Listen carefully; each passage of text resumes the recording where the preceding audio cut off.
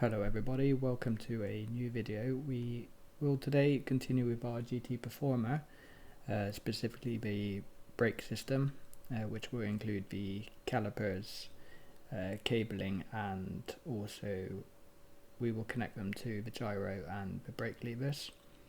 And at the end we'll have a look at the final texturing and have a little look over what we need to do to finish the project. If I'm not mistaken, I think it will be the grip, and also I don't think we've seen the video for the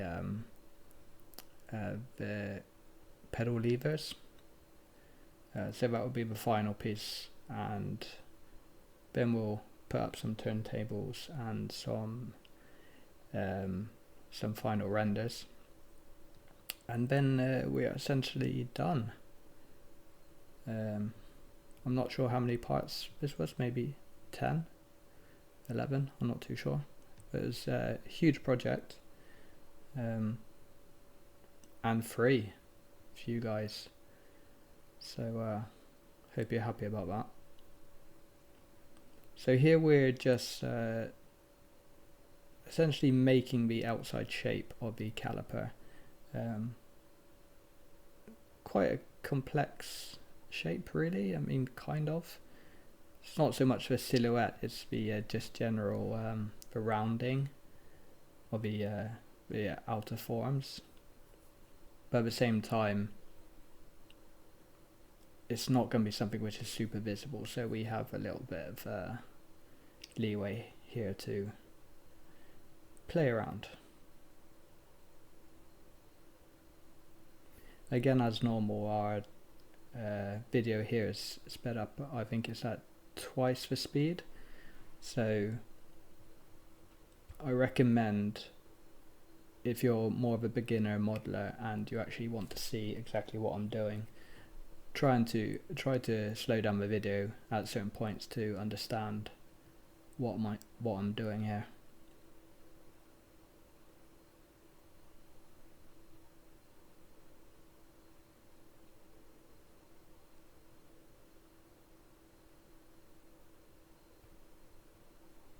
I have played with the idea of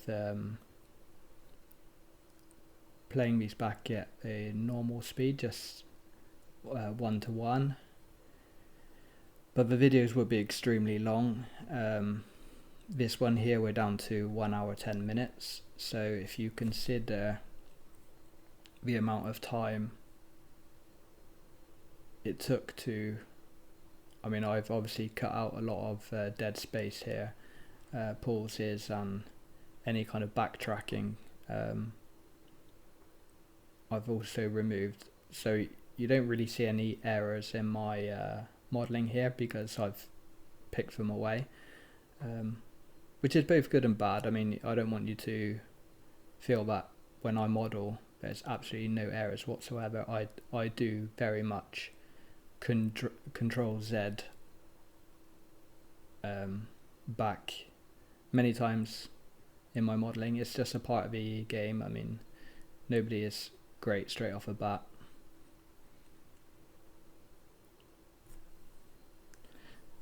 But I feel if we did do this in single speed, we wouldn't get a lot done, which would restrict maybe to smaller projects. Here we're just stealing some geometry. We already made these screws or generated these screws and bolts, so we're just going to steal.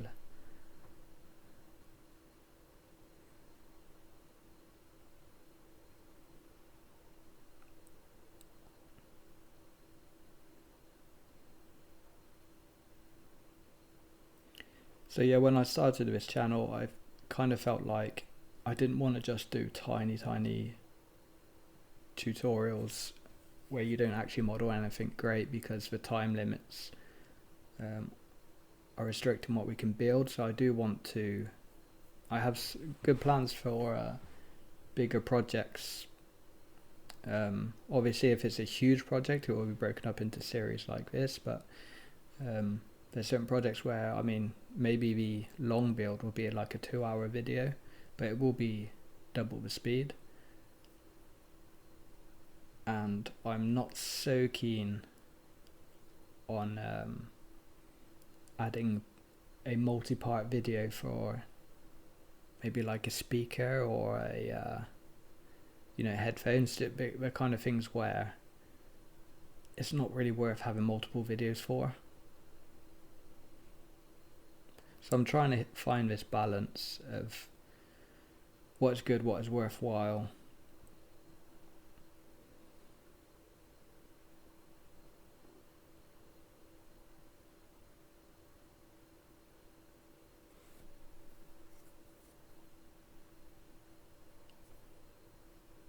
Hopefully, if you're subscribed, you will see that there's other videos connected to this video where, just to quickly say here, we're going to make the spring. There's connections to this video where we talk about the amount of time it takes to build the larger parts of this model. You can seek it out. It's essentially the 80-20 video, whereas the idea is when we make a model, the big forms normally take almost no time whatsoever, and it's normally all the small details, the bolts and the screws and the springs. These are the things which take the most time, and they're also the things which make the biggest difference. It's the things that you really cannot skip if you're striving for realism.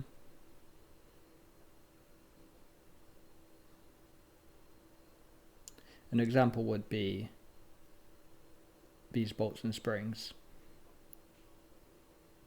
and it's kind of a thing which I both love and hate about 3D, because it is really boring making these small parts.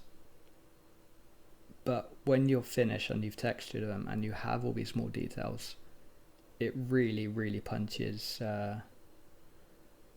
up the renders. It really does give you the edge.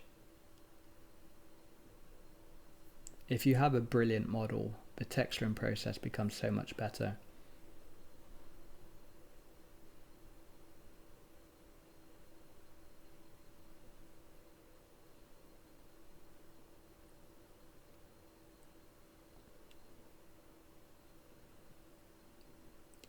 So now we're going to build the next component, which is this half horseshoe.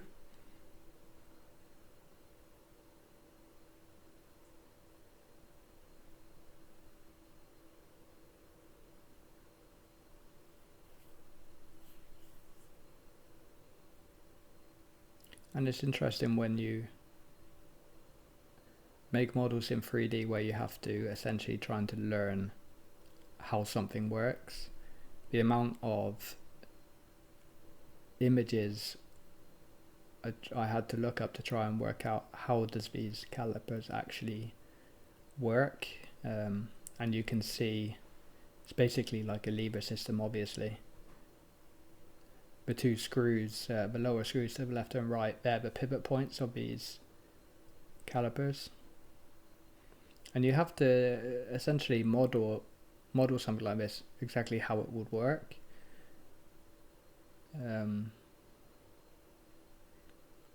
You could cheat, but I mean it won't look as good.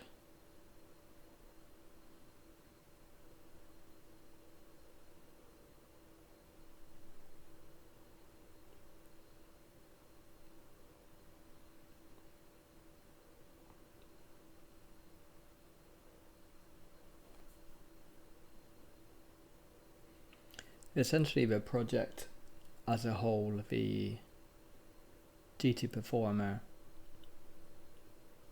it's been quite a fun project. And when you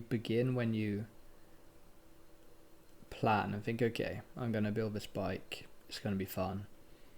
Get to build the frame, we get to build the saddle, the handlebars, the chain system, really cool, really fun. You'll learn a lot. But then you get to a point where you have to make the brake system like here. And it's really boring. I mean, okay, it does present a challenge. I mean, every modeling is a challenge in some way, but it's not exactly inspirational to make a brake system.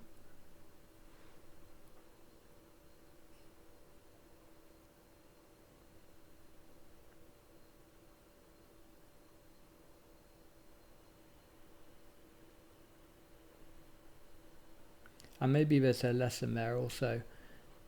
If you have a big project, maybe it'll be a good idea to storyboard the project. Maybe take some time to write down all the pieces of a project which actually will need to be made, because at that point you will find things like, okay, I need to build the cogs and the brake system.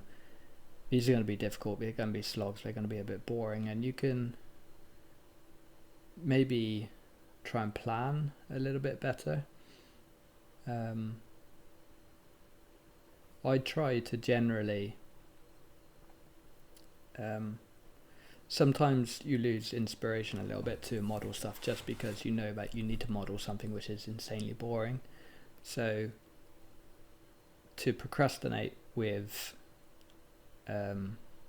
other projects is also a good thing.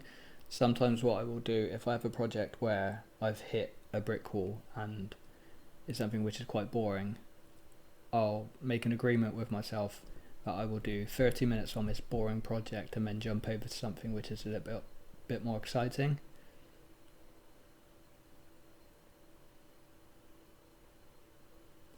And if you do that after a few days, the hard work will near its end, and then you're free to get back to something more exciting.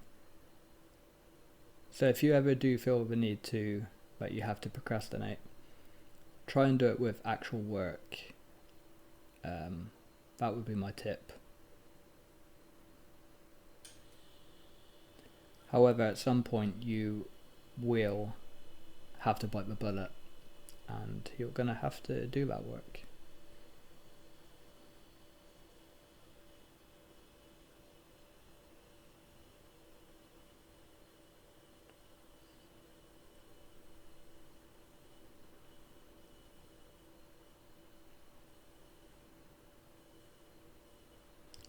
So you can see here in the build I'm trying to work on the spacing a little bit here and see how these springs sit. And even though I did do my research into how these calipers work, there were still things which I missed essentially. For instance, the springs cannot sit at the same point on both sides. You'll see later where one spring will need to be further forward than the other, and you also see with the two levers or the which are holding the brake pads. I didn't really consider it before that, because there's one each on these calipers, which are one is in front of the other, which would essentially mean that these brake pads are not in the right position either. You will see later. And that posed also a problem. I thought, okay, well, we have to make them, on a bike, the brake levers are at either side of each other. They're exactly in the same position, left and right. They're not slightly forward and slightly back, I don't think. And I tried to look up references to find this also, and I couldn't really find any, so I kind of had to just wing it a little bit.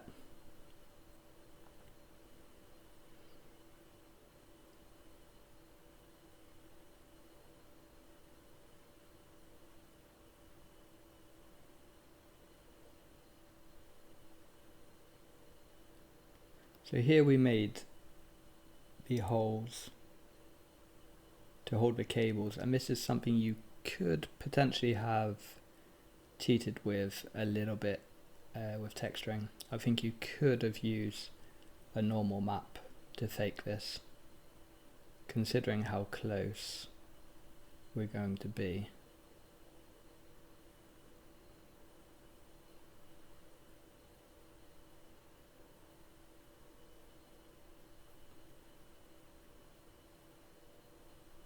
So something to consider. I obviously ended up just actually modelling.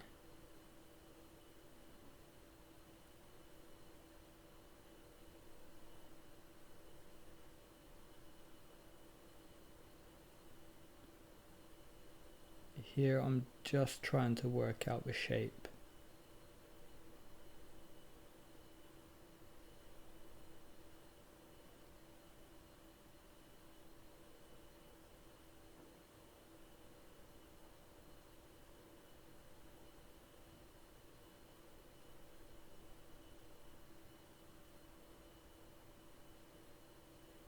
And the reference we have on the screen isn't exactly the caliper which I'm building.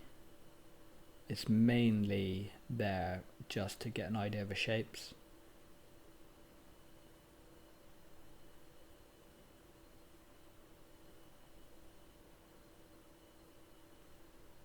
But feel free to choose whichever caliper you want to. If you're following along, it's your bike.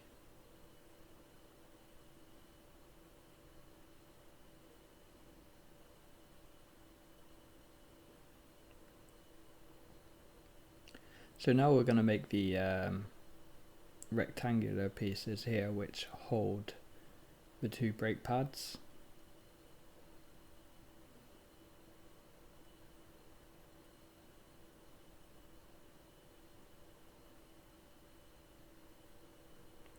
What would have been fantastic here actually would be a profile view of these calipers, but that's something I absolutely could not find.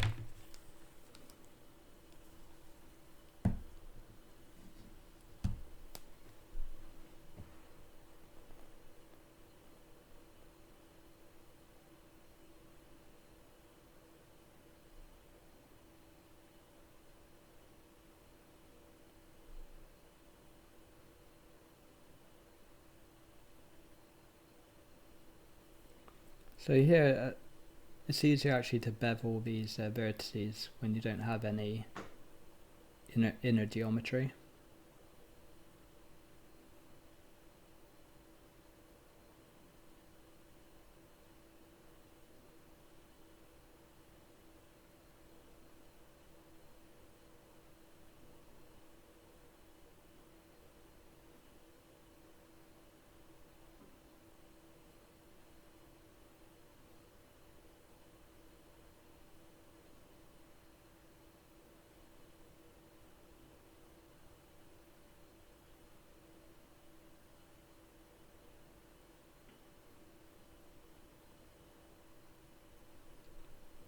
So now we need to make the connections here.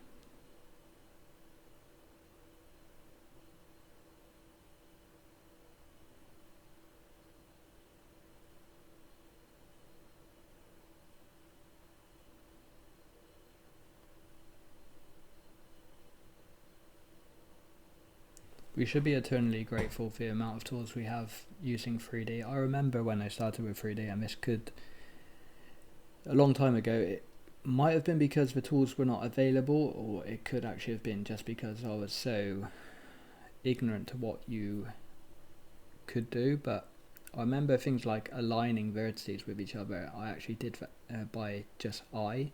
I zoomed in as far as I can go and just tried to place them at the right place. Obviously we have the snapping tools, and we have scaling to 0 points, which obviously makes the job simple. It takes 2 seconds nowadays, but again, it was so long ago I don't even remember if the tools were available. Definitely loop tools were not available. I'm assuming maybe snapping may have been available. But again, I wasn't somebody who sat down and did a Blender basics tutorial. I didn't learn all the basics. I kind of just jumped in and followed tutorials until I knew what I was doing.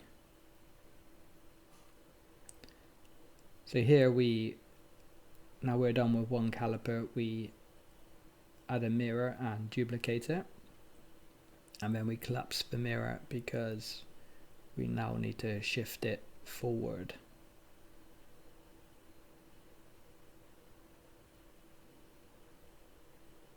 Because obviously they're overlapping right now.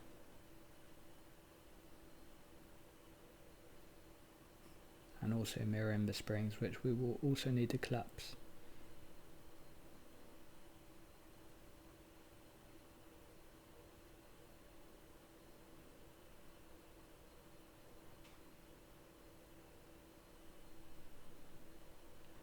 So now you can see the parts which hold in the brake pads now, one is in front of the other obviously. And the same with the spring. This is where you see the spring cannot be in the same position. These are the kind of things which are very difficult to see and understand when you're studying.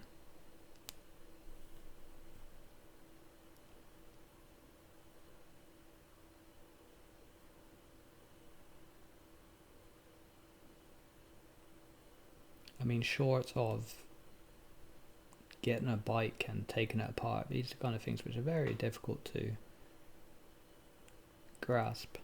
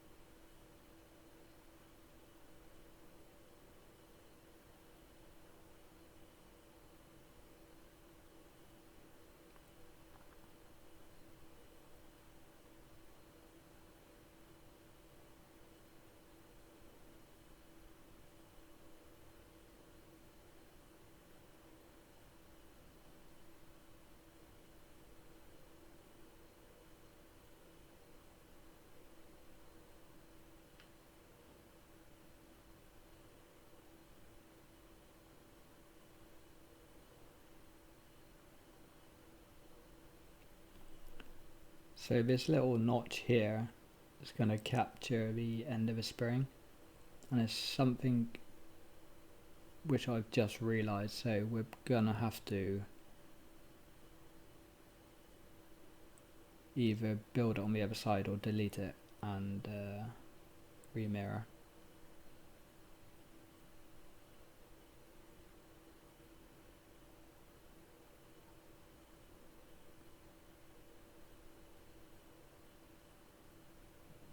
So here we go.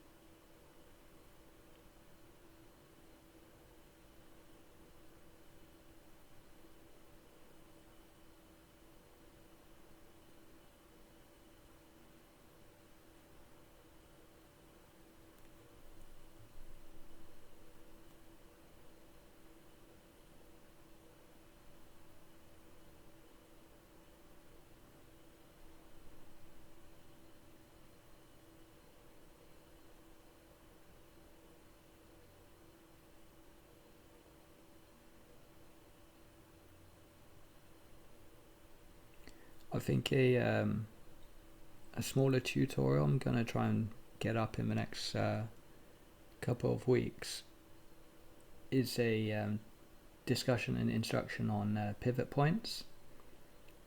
I think something that I use quite a lot, and I think everybody uses quite a lot in modelling, is rotating things around your cursor or rotating things around active points.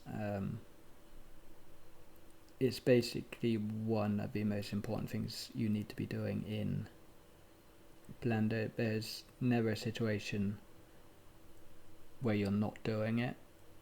If you're not doing it, then I can't imagine how difficult your building process is. It's a fairly simple concept, and it'll be a nice little video. Maybe take us about 10 minutes just to go through.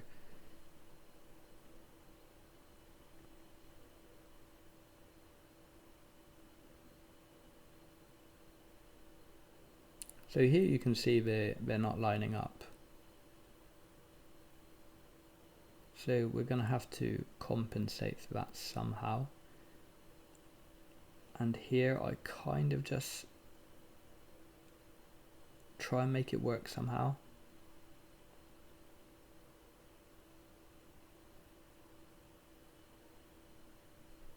I'm kind of just playing with ideas. And that was a terrible idea. I think what we need to do is move both of them a small amount.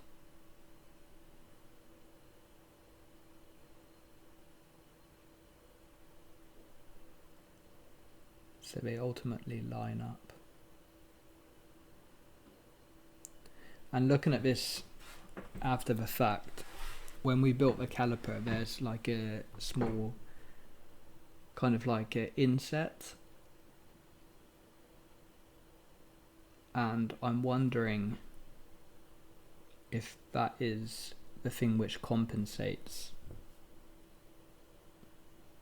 You can see where the curve ducks in on the caliper is one of the first things we did. I think that might be the thing which compensates for these levers not being in the right position.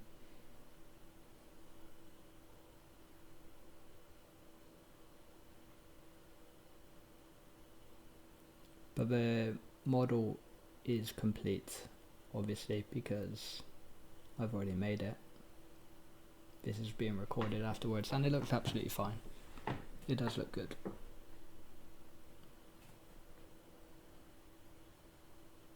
But maybe after the fact you could have, I could have maybe did a bit more research.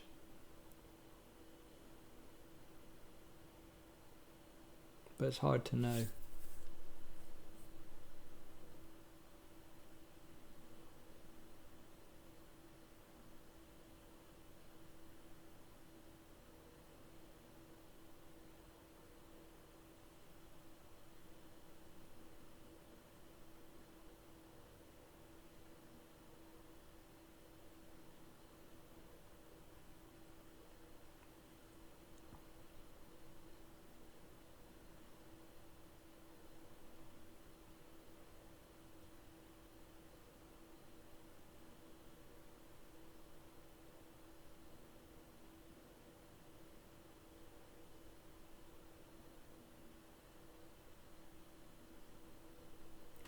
So we get it in the right position in the end.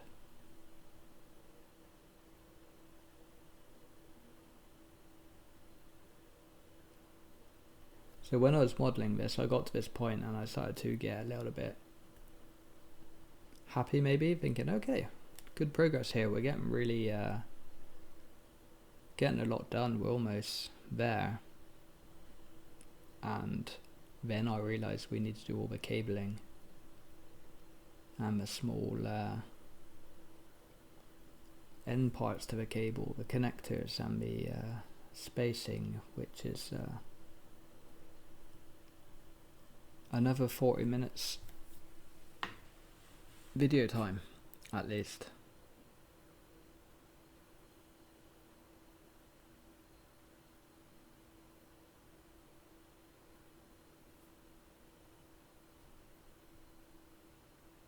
But it's the sacrifice we have to make. I mean, this bike is looking really, really good. It's going to be an excellent model.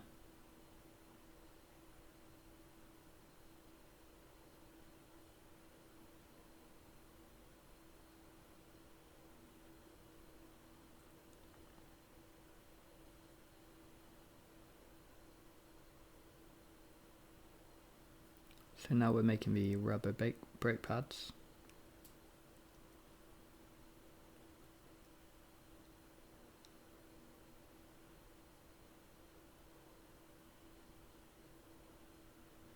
And I'm kind of just playing with ideas, really. I mean, although I do like to model things exactly how they look, this is one of these situations where I think you maybe have the freedom to just build something which looks good.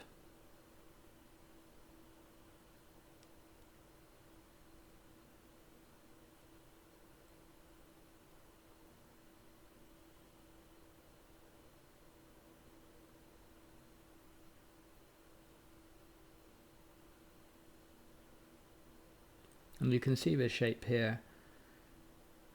If you would have just done a completely basic rectangle and just put a bevel and just said job done, it would have passed.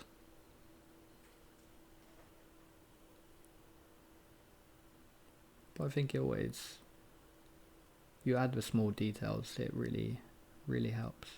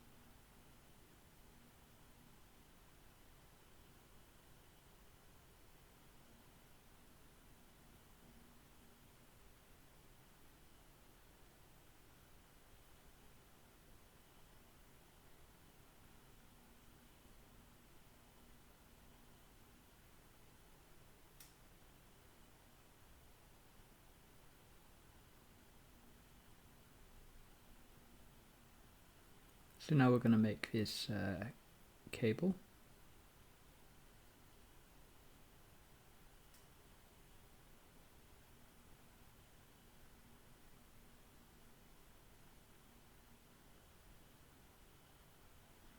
Which we see from above also needs to twist a little bit.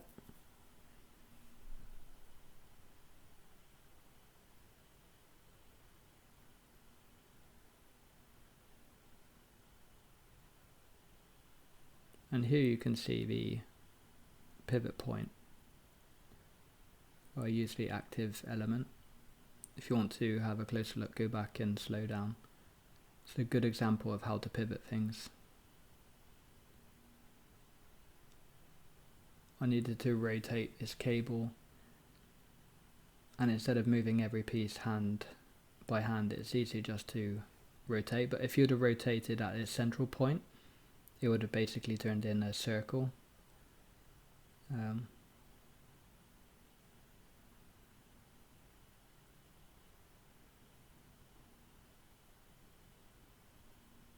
we're just guessing roughly the size of this cable, so something which kind of makes sense. That looks kind of right there.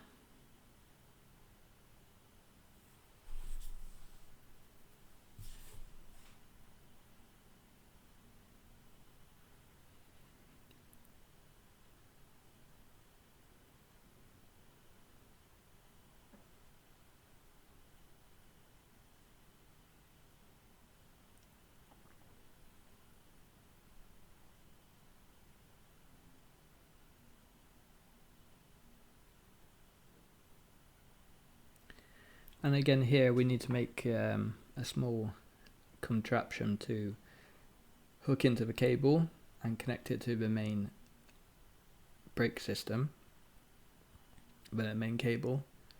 And again, this is also something which I didn't have so much information on. I mean, again, it's just kind of, you see it and you model it. It's quite simple to understand how it's meant to work, so therefore it's not so difficult to model.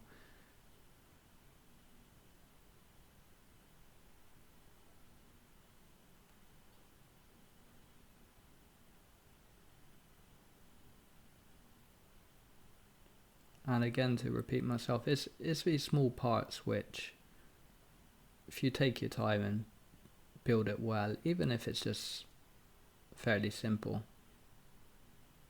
it will make the difference.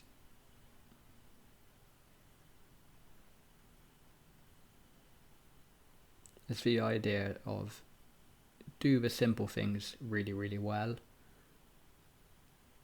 I think it's a trap to, as a 3D modeler, the better you become, the more complex objects you build.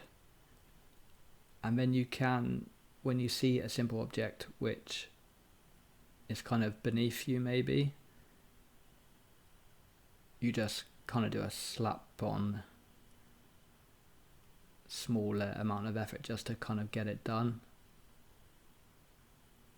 which is understandable, but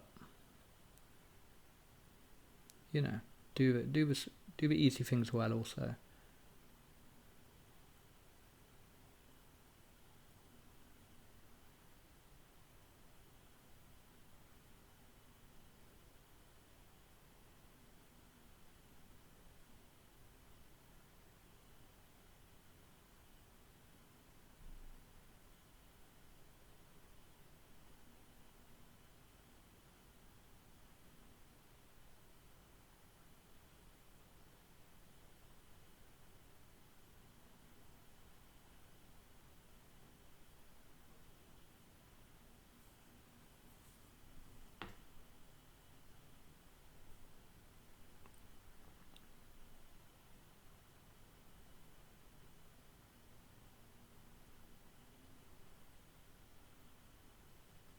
And it's always good practice to go in and flatten some surfaces and also to straighten up your vertices. It does make life easier. And if you're showing wireframes to others in the community,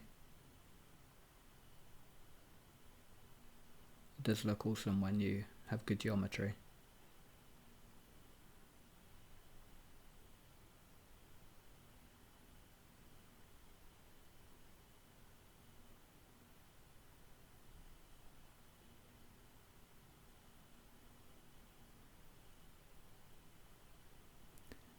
I'm using a add-on here, or attempting to, called copying attributes, where you can click an object and shift click another and Control C and copy attributes, like you can copy over modifiers and materials.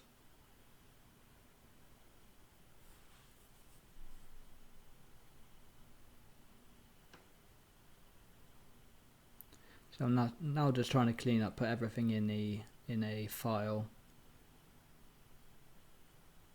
so they're all together, and also I want to position the calipers here, and it's difficult to drag everything, so what I'm going to do is take everything here, and I'm going to, you can see here everything goes absolutely crazy, and it's because of the mirror modifiers. So what I'm going to do is parent everything to an empty, add an empty here, and then we can manipulate the empty and it will keep everything together. So you can see here, just put the empty in a nice place which makes sense, copy everything, parent to the empty, so now it's easier to pick and rotate everything.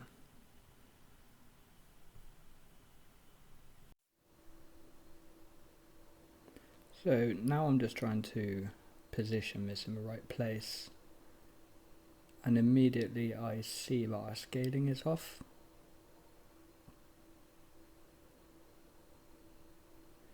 Trying to clear out some of the clutter here. So these brake calipers look way too small.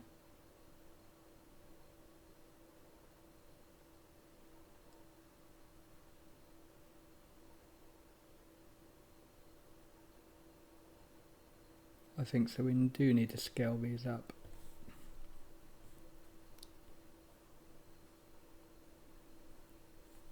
And what actually happens, we get this into position, and later when I've stopped recording, I actually find some of the brakes are actually intercepting with the chain. So I actually change the position of the brake pads, because I've had a look at some references and some have the brake pads underneath the frame here, and some actually have it on top of the frame, so they're gripping from above instead of below, and I actually found that was a better fit for my bike. Where the anomaly is here, I'm not actually too sure. So now you can see the scaling looks a little bit better here. So in the video we'll continue with the brakes being down here, but later when we come back for the final texture, you'll see that they're flipped and they're above instead. It seems to be more common to have them below, but I definitely have seen them above also.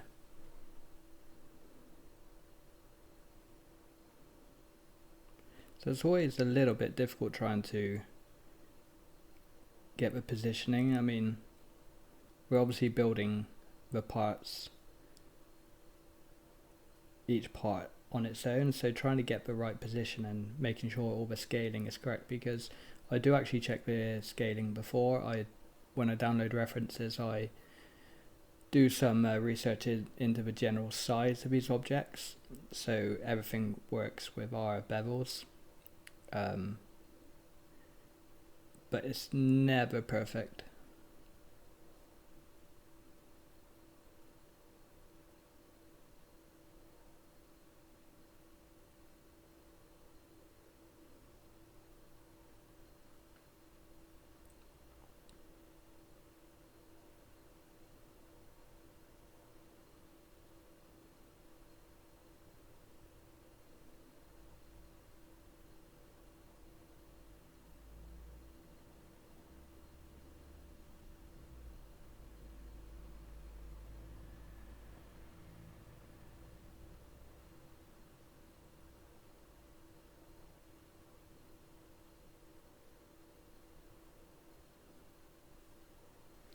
So now I am going to create the cable.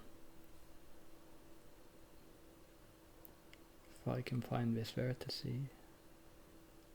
there it is. So I always like to start my curves using mesh geometry.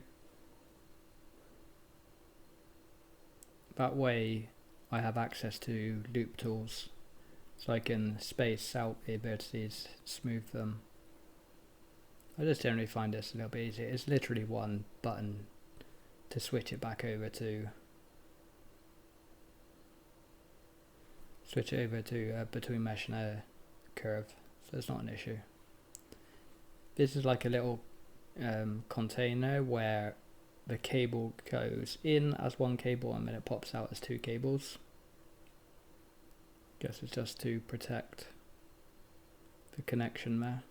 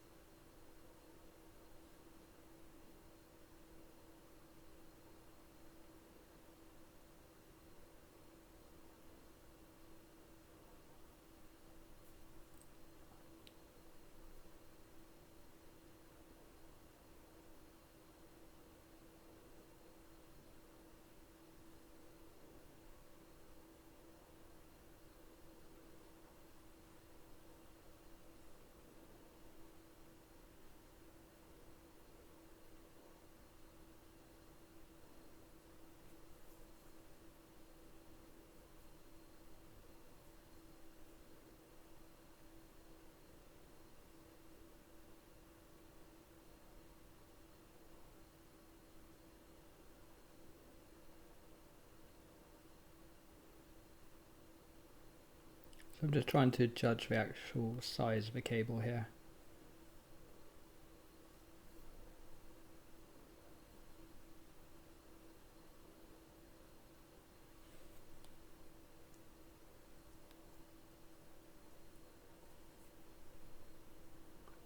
And then just placing it within the little hooks here. Then add a little bit of distortion. Obviously the cable would be hanging loose somewhat.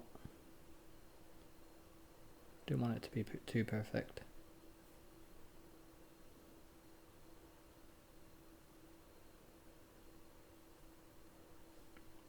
And then here the cable covering should end, and then it should come out a raw cable.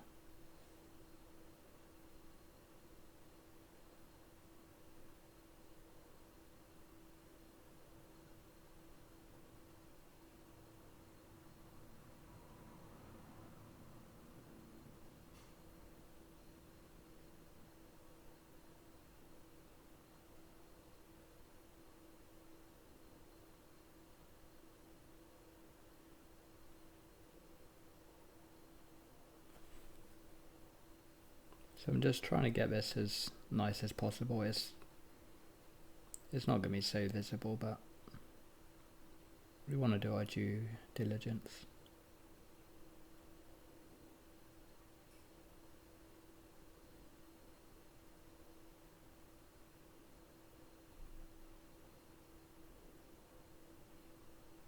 And I'm just creating some kind of connection here. I think it looks weird that the cable would just come straight out, so I'm just kind of making it up.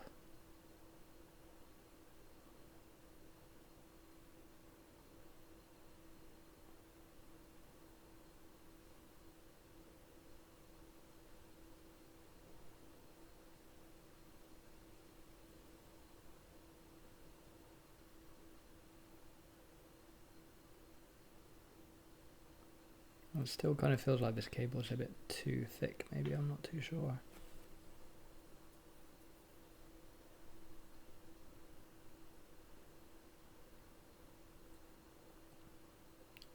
So now we can try and place the lever up here. So we have both the high and the low poly, which we created in a previous video. I'm just going to select some objects so we don't have to work with a full scene.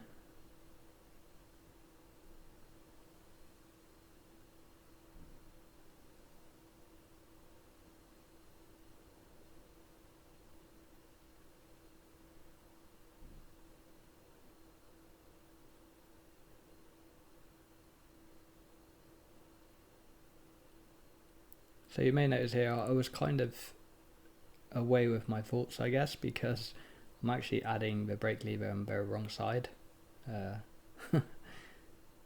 We need to flip it, so obviously it's at the front of the bike. Right now they're pointing backwards, which I guess you could do it. I mean, you could brake from that direction.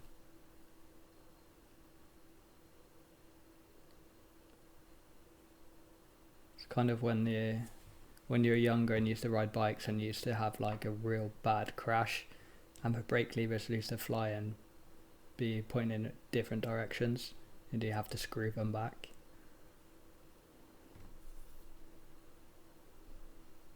So we get a bit of a preview of the bike so far. It's looking tidy.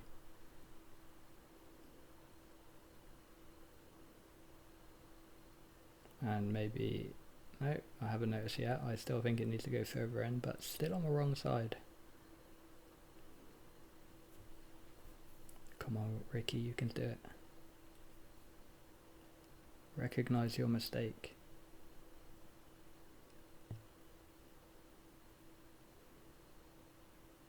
There you go. Good boy.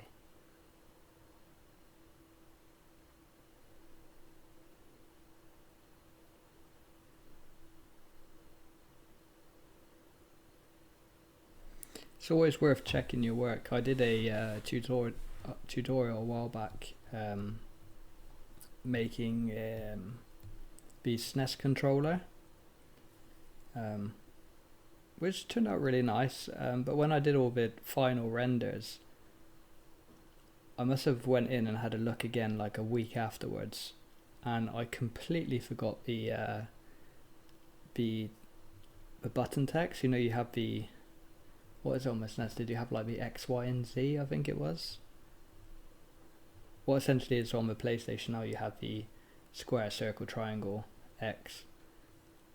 On the NES they had some kind of other letters, but I completely missed them, and I went back and I looked at renders and I was thinking, I mean, I've just completely forgot them, and tragically nobody noticed, which might actually say something about the amount of followers I have right now, but hey, we all got to start somewhere.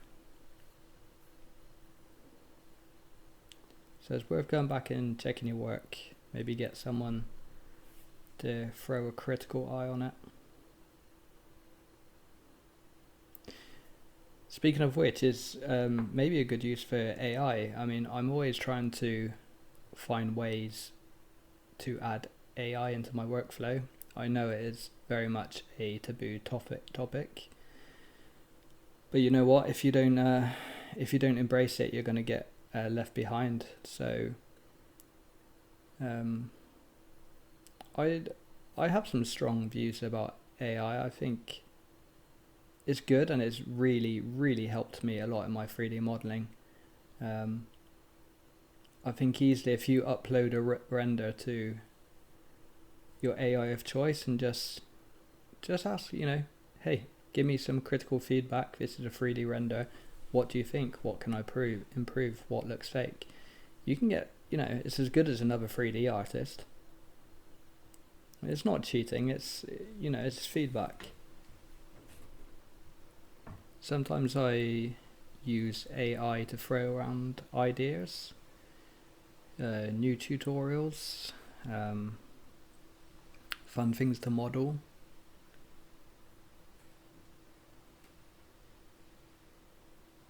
If I want to make, for instance, actually a good example was this bike.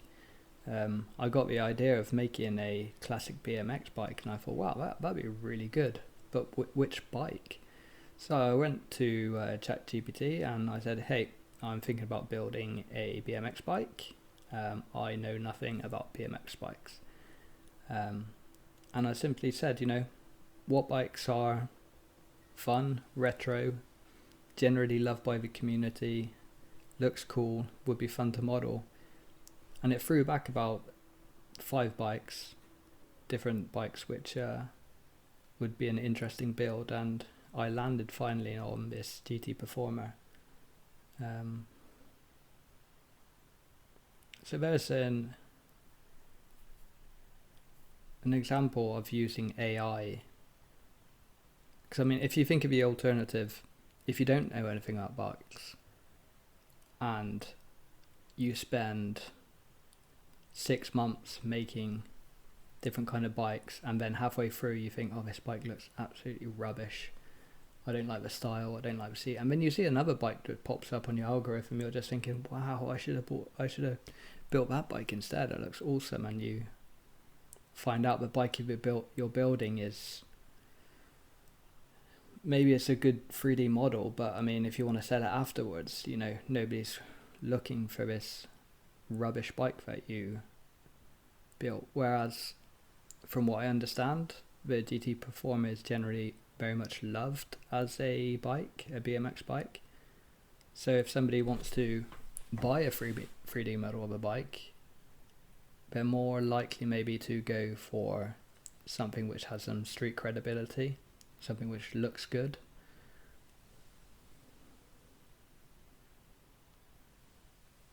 So embrace AI, people. It's not the devil.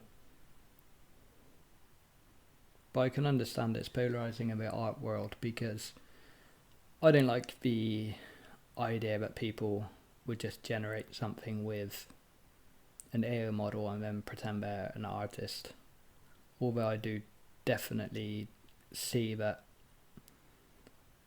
there is art direction involved. So I don't know, maybe if you make art with AI, you should call yourself like an art director as opposed to an artist.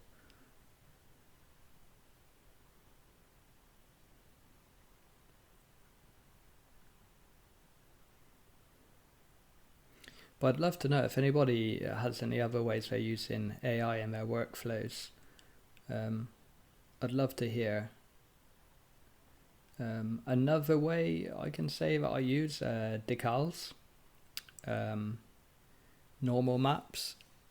For instance, if I find a logo which is pretty poor, I can sometimes upload it to AI and just say, hey, can you regenerate this image in a black and white format, high resolution.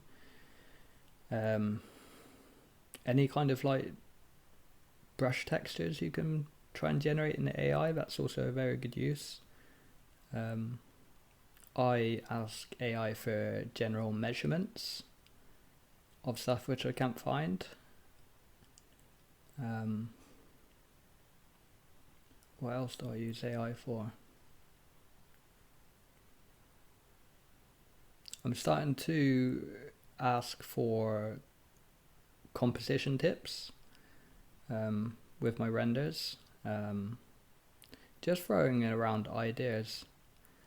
Definitely when it comes to decals and stuff, I mean, the only thing we generally do as 3D artists is go to Google and just rip a decal and use them in general. And to be completely honest, I'm a 3D generalist. I'm not a graphic designer. So the fact that I should ignore AI and just start doing Photoshop and graphic design to get a 3D job done is frankly quite ridiculous. So I'm more than happy to shift these kind of jobs over to AI if I can.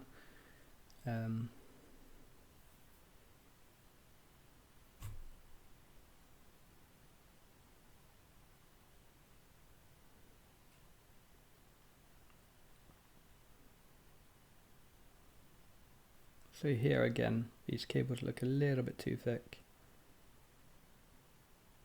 I'm just trying to get the position and placement.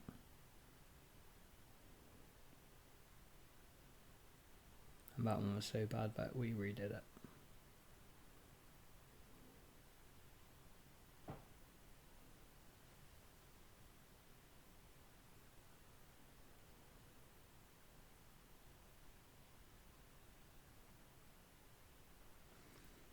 I see quite a lot of people in the Blender forums on the Facebook pages. You always get almost like once a week someone posting, should I get into Blender, should I get into 3D, or is AI going to take the jobs? And the immediate thing I think about is, if you're in this just for the money, I don't know if it's worth it. I mean, you can generate money,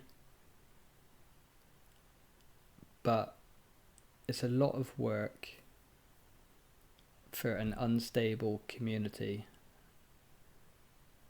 And I don't worry about AI at all, because I'm not making stuff for industry generally. I'm not here to make money. I'm doing this because I think it's fun. I'm an artistic person, and if I don't do 3D stuff, I'll probably print models, actual like 3D printing.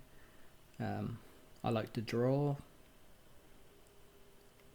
Just generally art, and I kind of compare it to a certain degree when people used to paint and the photography came. There was a huge uproar because everyone said painting would die, and then came the video, and then people said that still image would die, and then came 3D, and now comes AI. I mean, there's always something which comes along. I mean, people still paint, people still do photography, and people will always still do 3D. The industry will change and it will be affected, but if you're here doing it for the love of art, you're gonna always be here.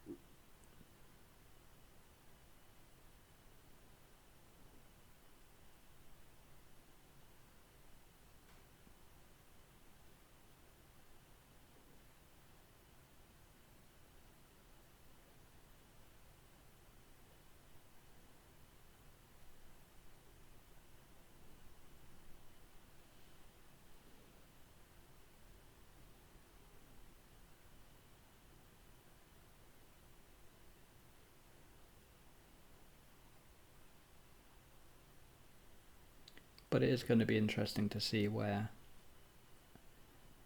3D goes. Here you can see the interception with the chain, which I don't clock onto until later.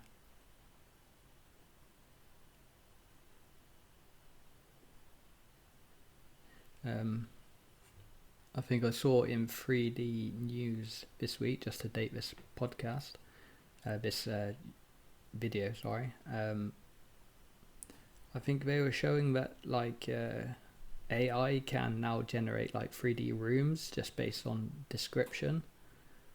That's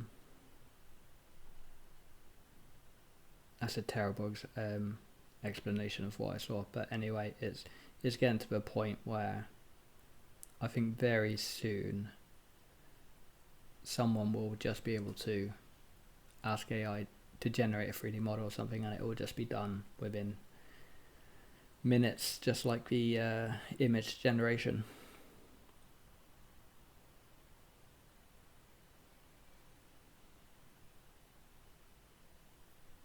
I mean, it's realistically, it should not be such a difficult task for AI, I don't think.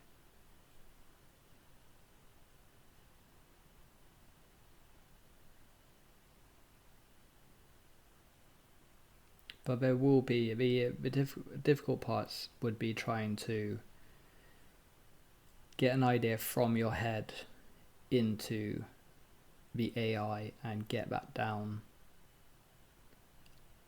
on paper or on screen as you wish.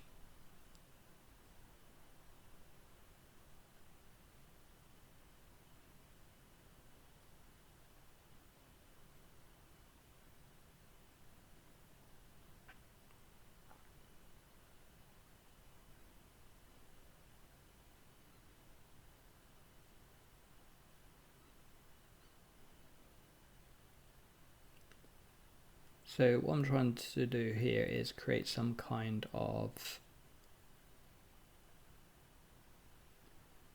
something which kind of holds the cables into the gyro. Not really going off any kind of reference here, I'm just kind of try to see what works.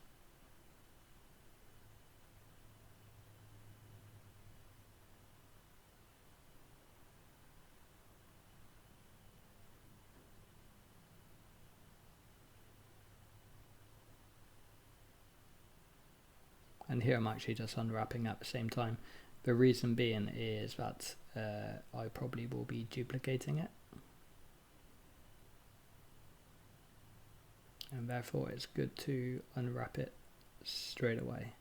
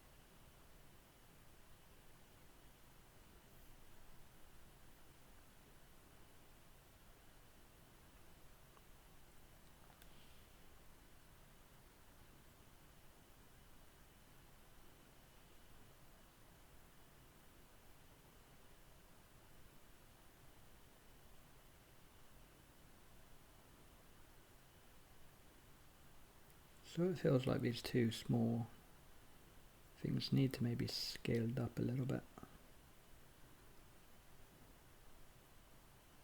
Cables, so we make smaller, and these we make bigger.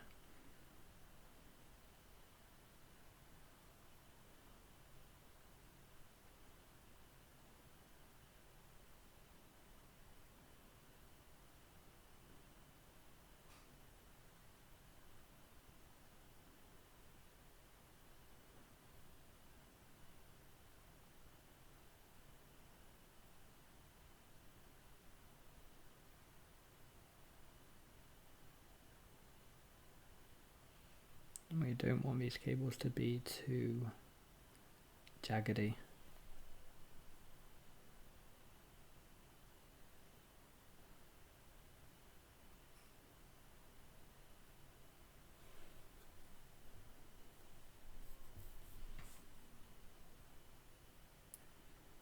So we're approaching the end of a modelling stage here. Something crazy went wrong here, which is probably just easier to delete it.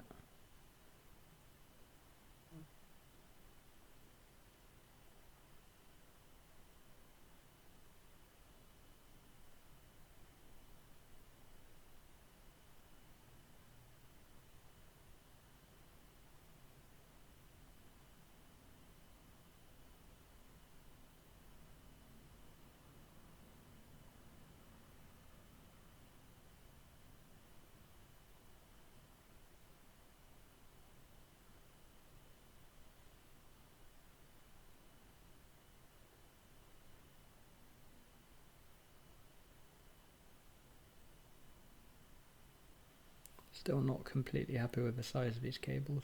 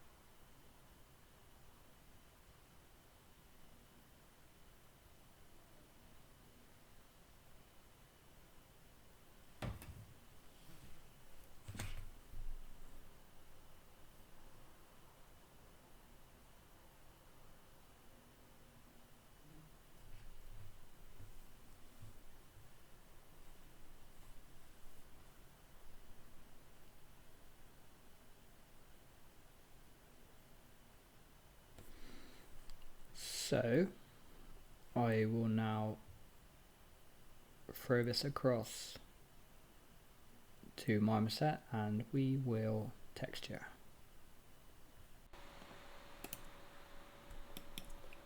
Okay, so here we are. So this is the final brake model. As you can see, we have, looks quite crazy from here. If we go in and look at the texture, this is what I landed on. So as per normal, a little bit of dirt, a little bit of logos. I landed on the black colour, which at this point probably doesn't match the rest of our bike, which will be because I am now finalising the texture on the bike, and I think I'm going to go for blue and black maybe. So here, when we get too close, so maybe it doesn't look so great, but from this distance, looking very nice. Then back down here, again,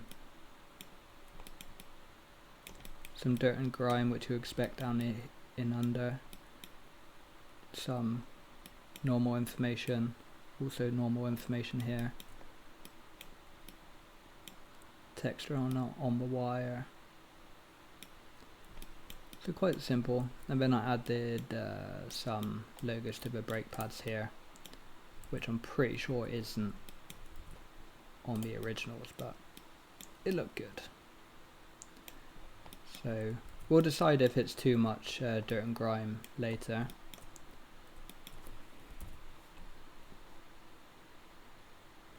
And if we bring back the rest of the bike here,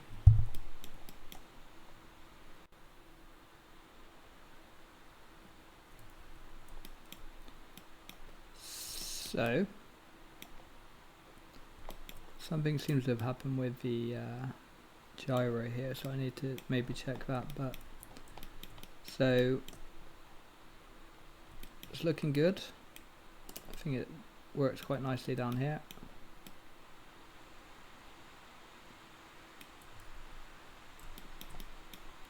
These we haven't textured as yet.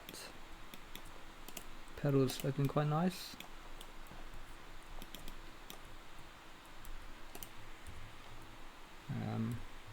So I will be shortly going back in and changing a lot of the white stuff. I think will turn black. I will also need to then generate some decals here. I don't know exactly how I'm gonna go about that. But otherwise, the grips up here, you may have worked it out by now, but you can have a front and a back brake here also. That would be a matter of duplicating this here and then running a cable. I think the cable maybe runs up inside here and then comes out at this point, but I will not be having a front brake on my BMX bike. So good progress. One of the worst and most annoying jobs out of the way. So onwards and upwards to the next part. Yeah, thank you. We'll see you next time.